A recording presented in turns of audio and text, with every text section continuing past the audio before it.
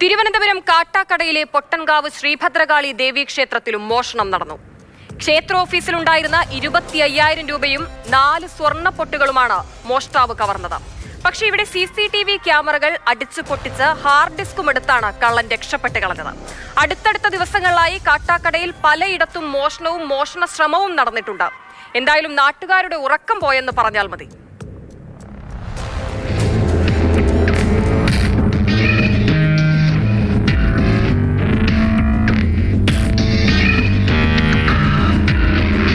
കാട്ടാക്കട മേഖലയിൽ കള്ളന്മാർ വിലസുകയാണ്.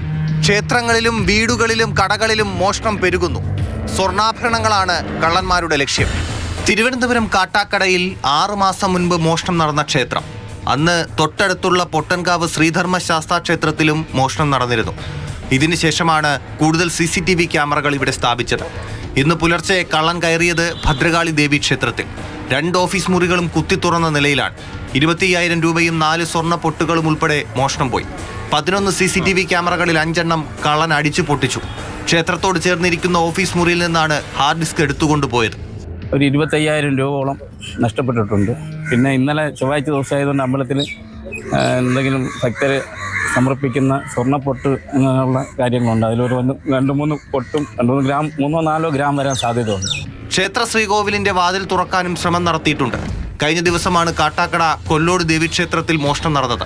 കാട്ടാക്കട ജംഗ്ഷനിലെ ജുവലറി, ഫാൻസി സ്റ്റോറുകളിലും കഴിഞ്ഞ ദിവസങ്ങളിൽ മോഷണം നടന്നിരുന്നു.